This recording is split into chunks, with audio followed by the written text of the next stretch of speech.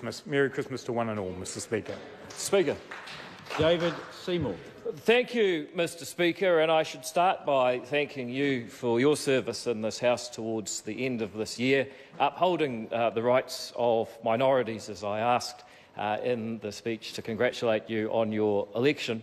And I want to thank all of your staff, the clerks supporting you, but also all of the people that make this place tick, the messengers, the table office, the bills office, the librarians, who are very, very good, the security, the caterers who took up a lot of the previous member's speech, it seemed, and even the IT department for keeping this place operational. I want to thank my colleagues here in Parliament. I want to congratulate the new government, and I have to say that Grant Robertson is right that the country has had an enormous civics lesson, that you need to be able to count to 61 in this place, and it doesn't necessarily matter how you do it. MMP's been in place for 21 years now, and we have to accept that or change it. Options are there, but those are the only ones we have. I want to thank my colleagues, erstwhile confidence and supply partners in the National Party, and I think that we should be back if we're smart, if we're collegial, and if we're strategic. Those are the questions that we have to ponder over the summer. I particularly want to thank the people of the Epsom electorate. It's a great honour to be elected and sent to this place to represent your neighbours, especially when you have such a fine set of neighbours as I do in the Epsom electorate suburbs of Epsom, Mount Eden, Parnell, Remuera, Newmarket and a lucky section of Green Lane. I also want to thank those people that helped with the campaign. It's very humbling to lead a political party campaign, and the result is well known and not something I'd like to dwell on at this stage of the proceedings, but nevertheless I'm enormously grateful to all of those people who literally delivered hundreds of thousands personally addressed direct mail letters up and down this country, who gave hundreds and hundreds of thousands of dollars, who managed our campaign, who delivered our messages. Those people I'm enormously grateful to, and I appreciate all of the confidence that you've shown me in the last few months that we can refloat and make this souffle rise yet again. Thank you to the board, the members and the staff of ACT. I want to thank the people who are in my own parliamentary offices in particular. To Kristen, Brian, Christina and Mitchell up in Epsom, thank you very much for the outstanding work that you've done serving our community. To my staff, both before the election and after the election, such as the way of parliamentary staffing, who have helped me do my job down here in Wellington, thank you very much indeed for all of your help.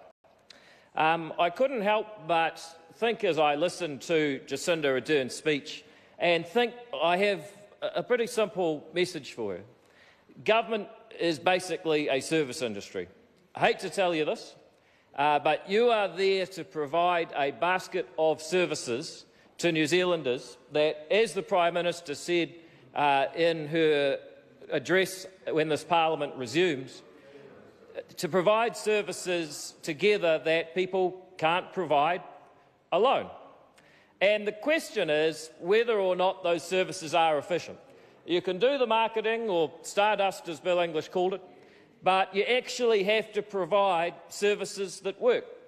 And it's not good enough just to take $18 billion, which is the surpluses this government's inherited over the next 4 years, spray it around and hope that it'll work, because it'll make the government popular for a short period of time. But as Margaret Thatcher once said, the problem is we eventually run out of other people's money. And when that happens, people are going to ask, do the schools work? Does the government have a solution to the enormous inequity between Māori and Pacifica and Pākehā and Asians in this country? It is a national shame, and to close partnership schools without thinking about the impact that is going to have removing the only initiative that the government currently has in the toolbox that has been proven to close that gap for purely ideological reasons. That's not how you run effective services. That's not how a government that wants to stay in power after the surplus runs out operates. That is a government that has lots of marketing but not enough ideas. And one of the tests of this government is, can they actually come to a clear conclusion on the future of partnership schools kura horua? Because there's so much he says he does. Well, we're going to enjoy watching that particular train wreck from this side of the House, Mr Speaker. What a disaster. And maybe that explains why, on a serious note, he has given so many mixed messages to a group of people who have given their all to provide better educational opportunities for kids who have been missing out. Oh, what a shame. And I'd also say to members, thank you to the overwhelming majority of you who supported the end-of-life choice bill at first reading. This is a critical issue. Someone said in the Herald today that it is perhaps the last major human rights issue that this country has to debate. So thank you to the people who supported it to first reading. And to those who didn't, I'd ask you a simple question. This bill offers you a choice that you may not wish to take. Your morality can be contained in a world where this bill is law. The question is, does your morality require you to deny the choice from others who may not share your particular worldview? That's the question. If members could ruminate on that over the Christmas, that's all the present that I ask for.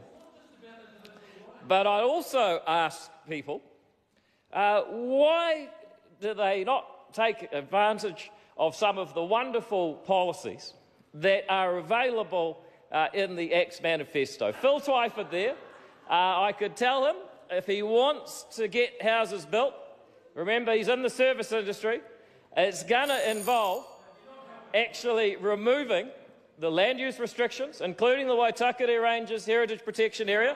I hope he's got in touch with Kathleen and Steve Vitasovich as he promised. He's going to have to fund infrastructure better, and he can find the answers to all of that in my wonderful book, Own Your Future. I'll give it to him as a present. It's available online, and it has the answers. I wonder about the recidivism problem that the government faces. If you'd like to know how it is that you get people to learn to read in prison, well, that's also there. And we know it's a good policy because Bill English started campaigning on it 3 weeks before the election. So it must be a policy that works, and the government would do well to introduce the idea that if you learn to read in prison, you get out early. The government's facing a teacher shortage. Again, the ACT manifesto tells the government how to solve this. You've got to make teaching more attractive by moving teachers to the kinds of contracts that most New Zealand professions have, not the kinds of contracts that most watersiders had in the 1950s. And if you do that, you'll actually find a much broader range of people attracted to the profession. This government faces educational failure and inequity on a vast scale. And I've already spoken about it. This government is going to have to come up with a rational answer about what to do with partnership schools kura horua. And this government is going to be judged, apparently, on whether or not it can reduce child poverty. That's in there too. But I'm running out of time, so there's nothing left to do other than to thank all of my colleagues, to wish my colleagues of Parliament and their families a very Merry Christmas, a Happy New Year, and I can't wait to see you all back here when the House resumes for 2018. Thank you, Mr Speaker. Erica Stanford.